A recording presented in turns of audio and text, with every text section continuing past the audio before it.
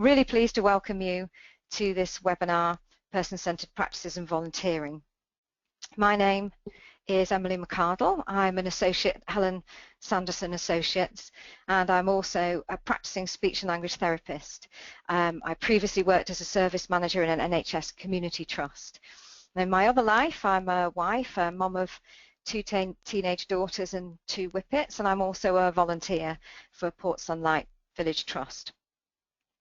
So over the last 8 months, I've been really privileged to have spent a bit of time with Pat McCarthy at Knowsley Pensioners Advocacy and Information Service, that's also known as KPAS, and I'm really grateful to Pat for letting me share some of the stories from her organisation in this webinar.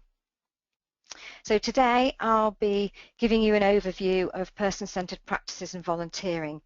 I'll talk about the recruitment process for volunteers, describe a little bit about what one-page profiles are, talk you through how they can be used when you're recruiting your volunteers, and how you can develop one-page profiles with new volunteers through induction, training, or with existing staff in team building sessions.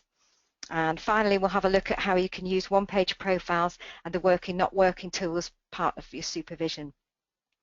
So hopefully, technically, that we should be all right from here on in. I've got you all on mute so that you can relax and have a cup of tea, maybe munch on a butty without us all hearing. And there'll be time at the end for questions. So if you have any, please pop them in the little box at the right. And at the end of the day, I'll do my best to answer those. And the webinar here is being recorded, and you'll be sent that link afterwards via email. So first of all, what does being person-centred mean? Well, personalisation means people having better lives through having more choice and control over the services that they use. Here at Helen Sanderson Associates, we believe that you need to have a person-centred organisation in order to deliver person-centred services. And a person-centred organisation has people at its heart, the people it serves, and also those it employs, including volunteers. So today I'll specifically be talking about volunteers, how we can support them well through recruitment and in matching them to people we support, and also during supervision. So let's have a look at the process for recruitment. Now, this tiny graphic on here, you won't be able to see it very well. It's basically the process some of you talked through with Helen when you met. It's really small here, but this is just to give you an idea of the flow. And I'll show you each part of the process as we go along. And it might be a slightly different process to the one that you follow, but I'm guessing that there will be common steps on there that you all take. So let's imagine a potential volunteer, June.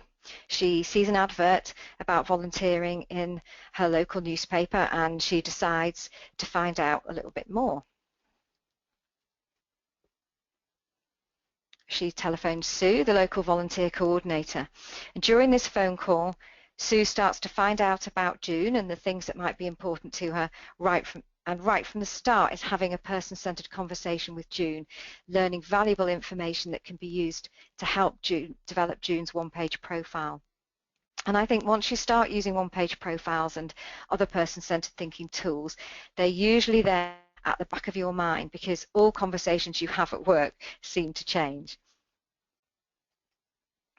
So during this phone call, Sue establishes that June would like to apply to become a volunteer, and afterwards sends June an application pack, and that would include information about one-page profiles, what they are, why and how they're used within the organisation. And it's important that one-page profiles are introduced, I think, at this initial stage, and providing information about the reasons the organisations uses one-page profiles will help relieve anxiety about something new which potentially could be construed as being intrusive. This suspicion about one-page profiles has been described by both a volunteer coordinator and a volunteer. Ray, who's a volunteer, said that he was sceptical at first, and Pat, the volunteer coordinator, described to me how she felt defensive at first and thought that one-page profiles would be intrusive. She also said that she wondered how it was going to help, as if she had time to do that. And once Pat had had the opportunity to see how one-page profiles related to her organisation, she was able to see how this would work for her and for them, and how worth it was. So at KPAS, Pat's developed a guidance document to get across the what, why and how of using one-page profiles in volunteering. And I'll share with you now the things that are included in the guidance about one-page profiles. The first thing the guidance explains is what a one-page profile is.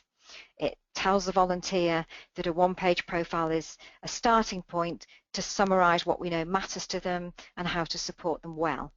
It explains that they are the experts on the content, together with the people who love, care and know most about them. The next section looks at why we have a one-page profile and explains about person-centred services and the need to know what's important to each person and how they want to be supported. And it describes how the organisation also wants to know what's important to volunteers and how to support them well. It describes how one-page profiles help everyone get to know each other quickly and support each other as part of a team. The guidance goes through the 3 sections of the one-page profile, what they are and also what they're not. And when we asked the volunteers at staff at KPAS what they thought of the guidance, they said that this was a really helpful section. So the first section is what people appreciate about me. And what this section is a summary of what's good about you, what are your gifts and talents, what do others value about you, what are the positive contributions that you make. And what it isn't is a list of accomplishments or awards.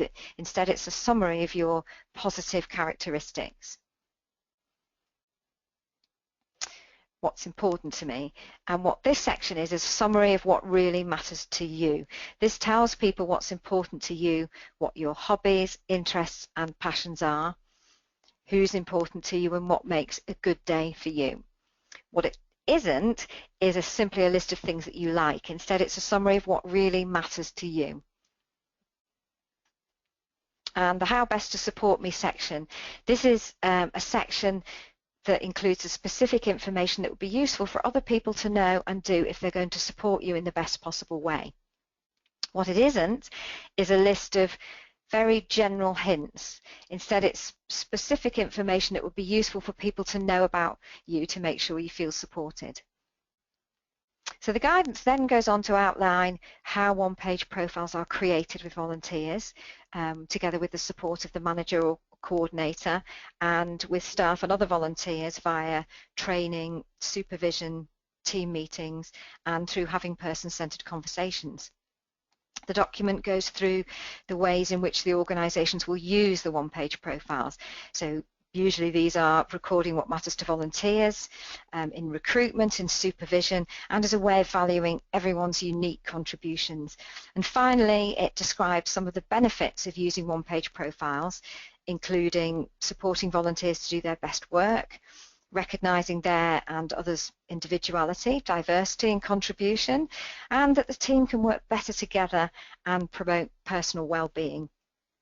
And because it can be seen as time-consuming doing a one-page profile, Pat felt it was really important that right from the start, volunteers see what the benefits are. And Pat's seen those benefits directly, and she told me the other day how staff in her team were overheard having a conversation where one of them was saying to the other, remember this for how we want to be supported. And Ray, as a new volunteer, has written a blog for us, and he described how he noticed that the team, they gel together and work in harmony. They understand how to get the best out of each other. Many volunteer coordinators, I am sure, take great satisfaction from seeing their volunteers develop, to see them increase in knowledge, skills and confidence, and for some of the volunteers starting a journey of personal growth that can lead into paid employment and better lives. The use of one-page profiles fits really well into this side of the volunteering experience. The person-centred conversations that occur, I think, build trust and support this nurturing culture. So back to our scenario. Sue also sends through an example of a volunteer's one-page profile for June to look at. I'm just going to quickly share with you Ray's one-page profile that he's been kind enough to let us share with you today. And just give you a couple of seconds to have a look at that.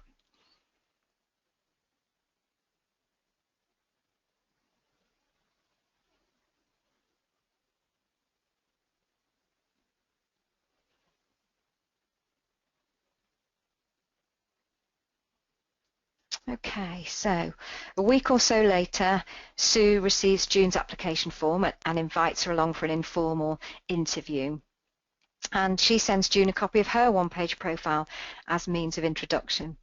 So Sue and June then meet, and at this meeting, Sue and June discuss June's application form with her, and they make sure they talk about June's skills and personal qualities. So again, Sue's mindful of developing June's one-page profile, and through their conversation finds out some more about what people like and admire about June, what's important to her, and begins to explore the ways she likes to be supported.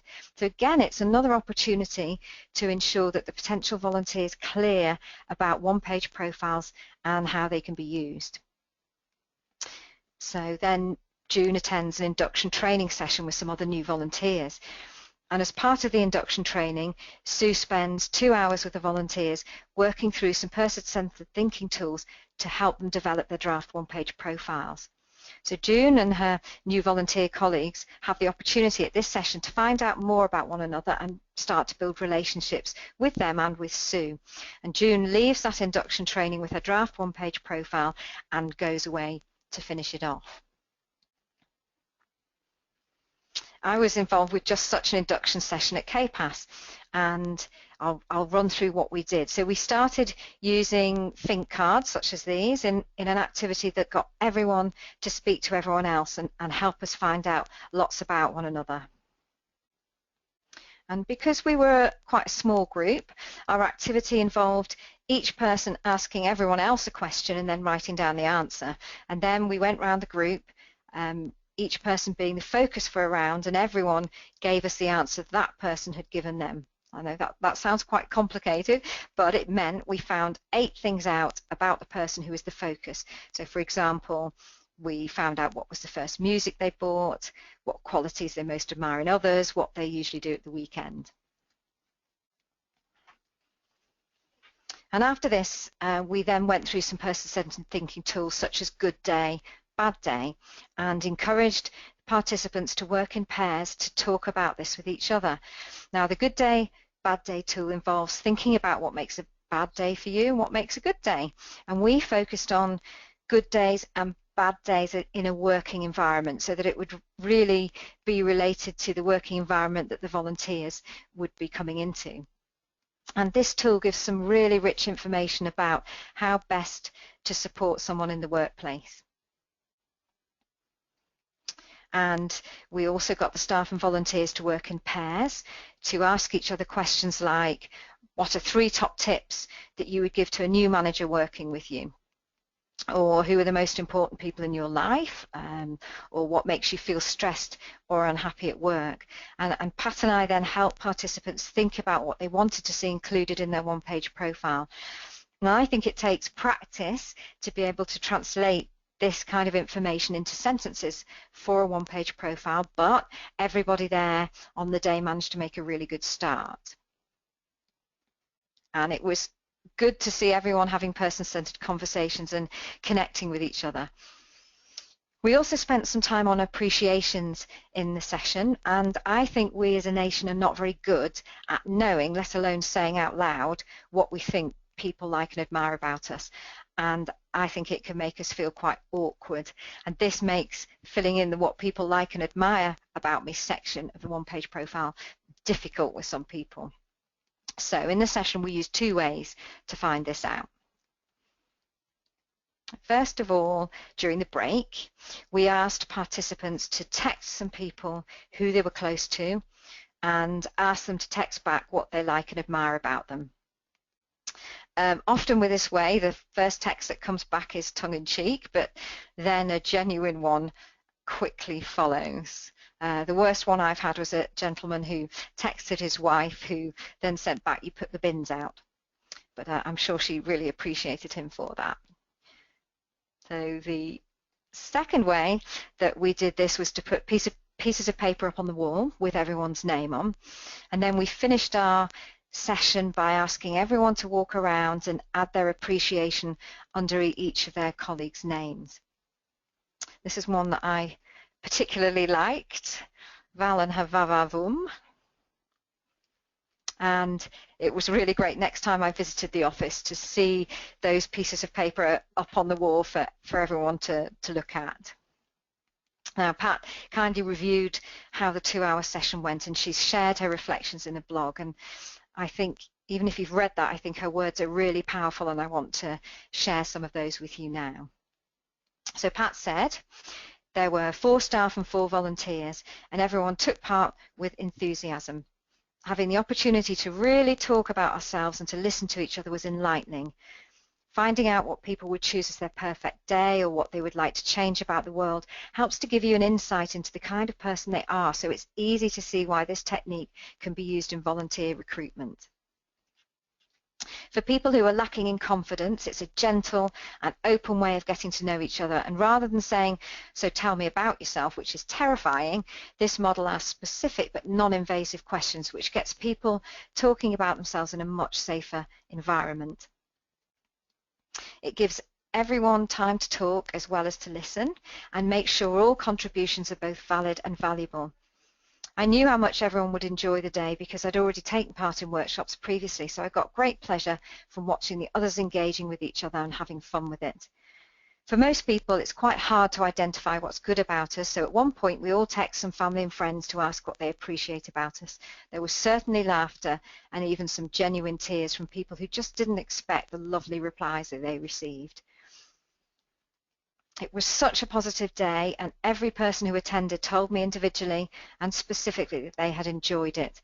All could see the benefits of using this technique for themselves, as it gave them a clear way, being open about their expectations in the How I Want to Be Supported section. And this is a way that they can feel confident in how their experience of working or volunteering for this organisation will be valued, and is a tool for them to refer back to if the organisation is not sticking to it. It gives people a strong sense of their value and also gives them a mechanism to challenge if things aren't going well. Now, if you want to have a look at Pat's blog, it's on our website, and I can email you through the link. So at a second session, another new recruit was included, and Ray described his anxiety, saying meeting everyone for the first time was already a daunting experience, but to share personal things with them I thought would be really hard. And he quickly found that it gave him an opportunity to connect with his new team of staff and volunteers at a different level. He said, I soon realised we were all in the same boat. It soon became apparent that I was in the company of 6 wonderful ladies who all wore their heart on their sleeves. I never thought it would be so much fun completing my profile. As we've been talking, Pat's described to me that in the words of Brian Ferry, loneliness is a crowded room, and sometimes even in a group of people you can feel isolated and unnoticed. And she's told me that some of her volunteers are very underconfident and in the past have been quite reluctant to engage with the team at times. But the kind of person-centered conversations that they're now having has helped prevent her volunteers from feeling this way. So going right back to June and Sue, here in our process we see them next. So following the induction training, June and Sue meet for half an hour for a one-to-one meeting where June formally signs up to become a volunteer, and she shares her draft one-page profile with Sue, and they quality check it together, checking that it's detailed, specific, and will be useful to support June as a volunteer. So this is the point where the volunteer coordinator can check that the one-page profile is one that they're happy to share with customers and the team. You know, can they tell who the profile belongs to without the name and photograph, for example? So the questions that we ask are, is it detailed enough? Is it specific? And could you use it? And here's some examples. So is it detailed enough? So great one-page profiles go beyond 1 or 2 words and add detail. So for example, in the important to section on my one-page profile, instead of just saying my mum and dad, it says, my mum and dad, I like to speak to them every week and visit them in Brecon every couple of months. Gives you a lot more information there. And question 2, is it specific? So this means using words which aren't vague or confusing. For example, in this scenario here, instead of saying to leave work on time, James has said to leave the office before 5 so I can get home in time to see my son before bed and do the bathroom routine. So this level of specificity and detail not only makes it very clear what leaving the office early means, but also enables colleagues to have an understanding of why that's important to him. And finally, could you use it? This means checking that the how best to support me section is clear enough that you know exactly how to support the person in a way that they want to be supported. So this is another example from my one-page profile. It not only says the part about know that I worry about letting people down and let me know quickly if I'm not meeting expectations, but it also tells you the best way that you can raise that with me. As it says here, the best way to do this is to email me so I can process information before we talk, etc. So it's giving you some specific information about how to provide that support. So also you need to bear in mind who will be reading the profile, and there needs to be a balance in the important to section between home and volunteering or work. And it's a good idea to put in the person's workplace values. So for example, in the important to section, saying something like to be able to do something that changes people's lives, to have a positive impact on other people, really describes that person's values. If the profile is going to be going out to a customer being supported, will it be useful for them to know how to, say, communicate with a volunteer? So, for example, saying something like, know that I don't get a chance to pick up my emails every day. The best way to reach me is via the office phone. And if you need to get hold of me urgently, Irene or Gemma will always be able to get the message to me. So, why do we need to have things in the important to section that refer to your home life? I think there's 3 good reasons for this. First of all, it's these details that help us to connect quickly with one another. And here's an example that happened to me with one of the volunteer coordinators. So I'd made an arrangement to do a one-page profile over the phone and sent my profile by means of an introduction. And when we spoke on the phone, we started with a conversation about the visits that the coordinator had made to Port Sunlight when she was a child and staying with a relative. So immediately we connected at a different and deeper level than if we'd known nothing about each other, and this then made the rest of our conversation easier and more fruitful. By knowing what's important to someone, we can be alert when things are perhaps not so good for them. When I was a manager in the NHS, I found out from her one-page profile that one of my team leaders was mad about reading non-fiction books, so especially about Bigfoot, spottings of mythical creatures, UFOs, and things like that. One day over coffee, I was asking her about what was the latest Bigfoot conspiracy theory or something like that, and she said she hadn't been reading recently. So immediately alarm bells started to ring because I knew she liked to read every day. And then we had a conversation about why she wasn't reading, and she was able to tell me about her increasing levels of workplace stress. And then we were able to talk openly about steps we could both take in order to prevent this from escalating and how I could support her to stay in work. And finally, when matching a volunteer to a customer, it enables us to try and match people who have a similar outlook and interests. And this will give them a common ground on which to quickly connect. So even if you can't match people exactly, a customer knowing something about their volunteer advocate gives them something to hang that initial conversation on. For example, ribbing them about their favourite football team, which is quite a common icebreaker for us here on Merseyside.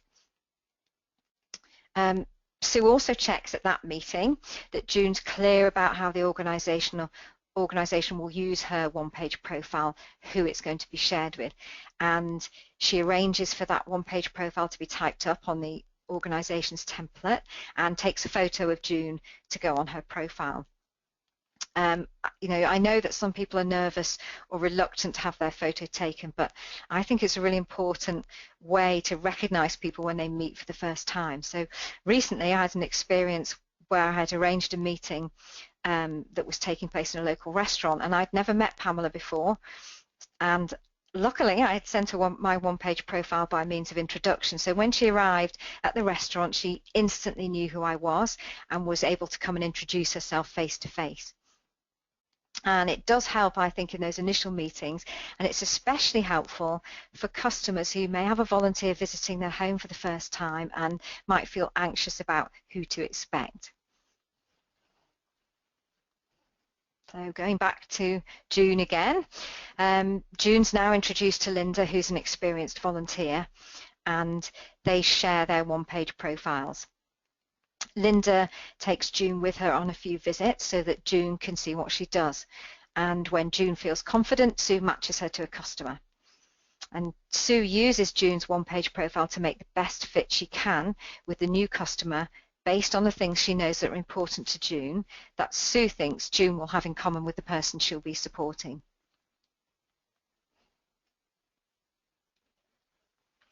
June makes some visits to the customer, and after a couple of weeks, Sue and June meet to discuss how things are going. They look at June's one-page profile and check if they've learned anything since they last met that needs to be added or changed. Sue and June pay particular attention to the how best to support me section to check that June's being well supported in her role. And this gives them a platform to discuss support from the organisation and the things that June might need to do to support herself. One-page profiles are not a one-off. We need to make sure that we are continually listening, learning, and acting on new information so that a person's one-page profile grows and evolves. It's not set in tablets of stone. It's a changing thing. So revisiting a volunteer's one-page profile is a really useful thing to do in supervision, and it enables both the manager and volunteer to think particularly about best support. So after 6 months volunteering, Sue and June have just such a review meeting, and they start by talking about what's working and what's not working from both their perspectives. The working, not working from different perspectives tool is a really good start for a review or an appraisal. And this tool is a way of looking at the situation and exactly like it says on the tin, analysing what's working and not working from different people's perspectives. And it's useful in several different ways. So one, it's a way of helping volunteers to start to reflect on how they're working, their performance, and to see what they do well, and to focus on their strengths rather than focusing on what might be a challenge for them. Two, it's a simple way to analyse what's happening and show where there are areas of agreement and disagreement. And three, it enables people to see things all the way around, to stand in somebody else's shoes and see things from their point of view. And four, it helps us to recognise what's working well and therefore to keep it as part of what we do. In KPAS, there are 6 weekly supervision sessions, and following the introduction of one-page profiles, Pat was able to introduce the what's working, what's not working tool to that supervision session. Pat shared with me how she's used the tool with Mandy. They discussed all of their usual supervision topics and added on a discussion about what's working and not working with particular reference to how Mandy has identified how she likes to be supported. And that allowed Mandy to look at her one-page profile and add some further information and, together with Pat, elaborate on some of the information that was in there. Mandy felt that it really reflected her as a person and was happy with the content. And when they looked at the support section, Mandy felt there wasn't anything that needed to change, but also was able to say how she very much valued the support of Pat, her manager, but equally the support of her colleagues. And they both recognised a strong ethos of mutual respect within their workplace, which was so positive. And both Pat and Mandy felt that using the one-page profile added an extra dimension to their supervision session and felt it allowed them to concentrate on some personal aspects of that work-life balance in a more structured way. So going back to our example here, Sue and June look at the working and not working tool from both their perspectives, and they agree the top two things from both sections, the things that are working that they want to continue and the things that are not working so well that they want to change. And using the tool lets them do that objectively. So Sue and June agree some outcomes and some actions based on these, and Sue writes them down for June. So again, they check that June's one-page profile is up to date, they amend it as necessary. And then this process can be repeated and used at subsequent reviews or one-to-ones in between if needed. So we're reaching the end now, and I just wanted to summarize what we've covered today. So I've taken you on a whistle-stop tour through recruitment process that I showed you on the graphic and talked to you about each step there. We've looked at how a potential new volunteer can be introduced to one-page profiles, the kind of what's, whys and how they're used and the benefits of them for volunteers and for the team. I've outlined using induction training to develop one-page profiles with volunteers and how the team I've been supporting have found that. We've also covered ensuring one-page profiles are good quality and the kind of information that should be included. And we've looked at how supervision and one-to-ones are a good opportunity to revisit a one-page profile and keep it really fresh. And finally, I've introduced you briefly to the what's working, not working from different perspectives tool as a useful way of approaching the 6-month review or appraisal session. So, thank you all for listening today, and now it's your turn to ask me any questions that you might have. So if you do have any questions, please type them in to the little box on your right, and I'll read them out and answer as best I can.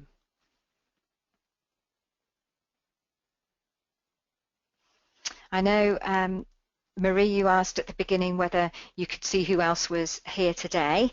I don't think there is a way on your little screen to be able to do that, but there may be a way of us then emailing you there will be, we can email you the list of attendees afterwards if you want to know that. And likewise, if anyone else wants to, then you can.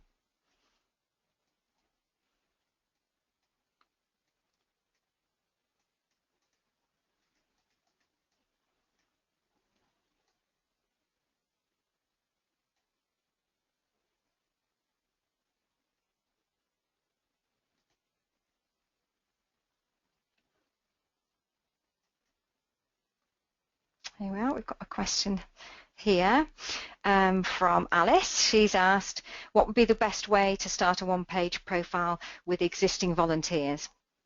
That's a great question. Thank you, Alice, because obviously you've got people already working with you. I think probably the best way to do that would be through a team meeting session if you have those, and maybe putting in a slot similar to the one that we would do through induction, so introducing one-page profiles. If people would like, I can send through the guidance document that we've looked at today. So giving them information, having a session where you start off with an icebreaker, asking questions, and work through some questions that could give specific information for a one-page profile actually at a team meeting. And I think it's, as well as it being really helpful in developing a one-page profile, it's a really good way of team building, and the volunteers who we work with really love the session. So is that's okay for you? If there's any other questions? Okay, Angela's asked, how specific do they need to be? How essential is it to include family and friend names? Again, I always say to people, that's completely up to you. My profile has families and friends names in, but I have seen plenty of really good one-page profiles that don't. So if people don't feel comfortable sharing, then that's absolutely up to them.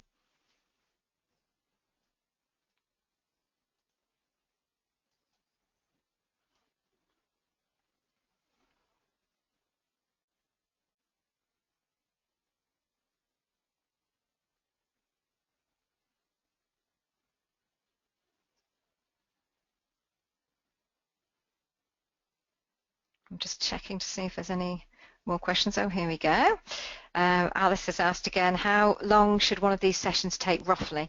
I think it depends on how long that you've got. I have seen it done as an hour slot within a team building session.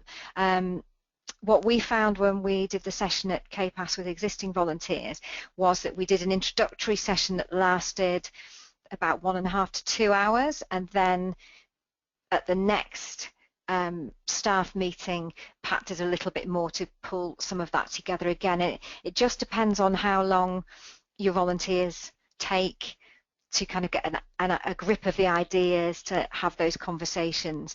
But it's entirely up to you. You know the people that you have best. But I would probably, as an initial session, would be a 2 hour probably.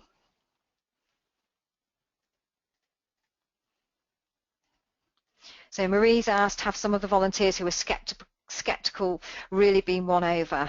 As far as I know, they have. That might be a conversation that Pat would have with you, Marie. I mean, I think they have. I think at the session that I went to at the beginning, some volunteers were a little bit guarded about what they shared, but actually very, very quickly they were won over during the session and extremely positive. So I haven't seen any evidence of people still remaining skeptical at the end of the session. And Maria's also asked, what do they see as the benefits? I would say that what they've seen of the benefits initially has been the fun and the warmth of bonding within a session. That's been one real benefit for them. And I think we'll see them describing more benefits as they come through the supervision process. But I think it's the benefit of knowing that the support that you've asked for is out there and people are discussing it openly, and that when, as a volunteer, if you're asking for support in your best support section, that it's not just from your manager, it's from other members of the team. And so I think there's been some initial benefits that way, and I think we'll see more coming long term, and that will be good to report back to you on what those are.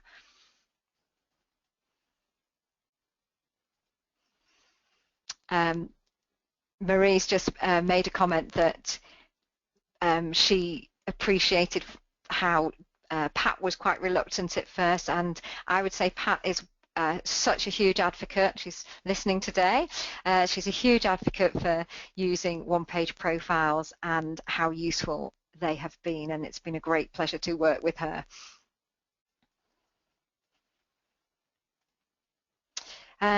Marie's asked, are there ever unrealistic expectations on what support volunteers request?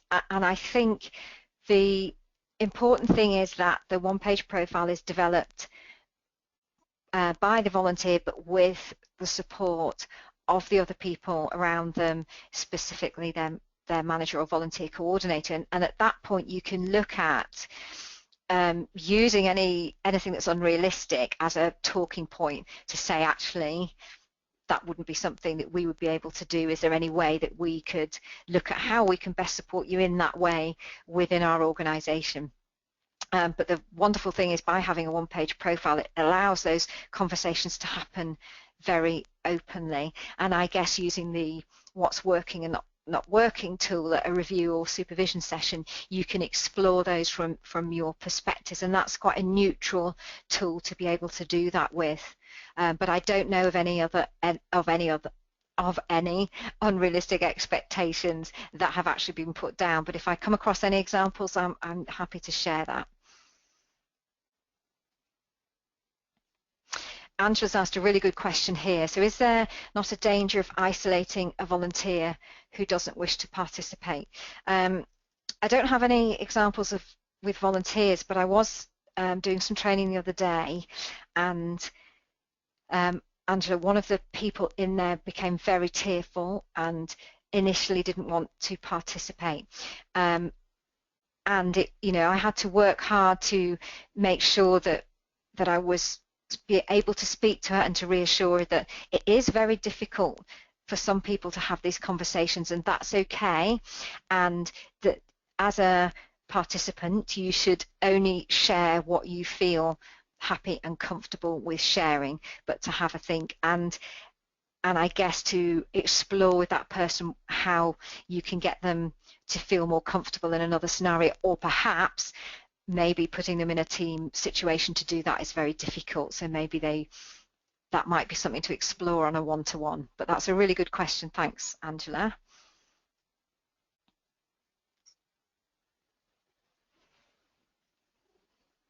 Got a little flurry then. I'm just seeing if any more questions are going to come through.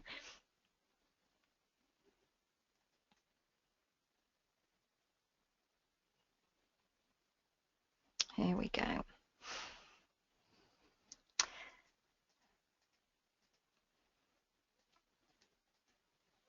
Okay.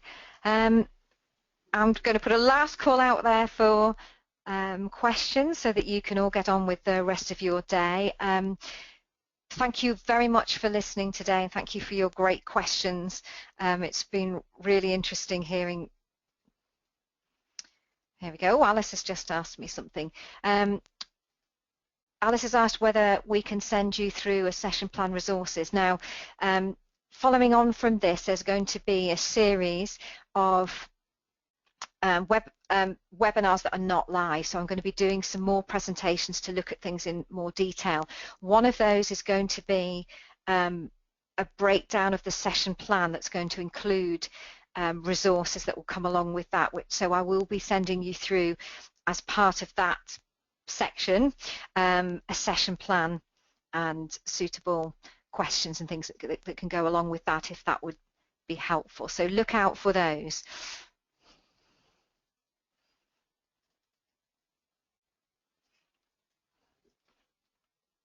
Okay, I think we might have the end of our questions now. So as I was saying, thank you all very much for joining in today, and I look forward to speaking to some of you very soon. Thank you very much, and goodbye.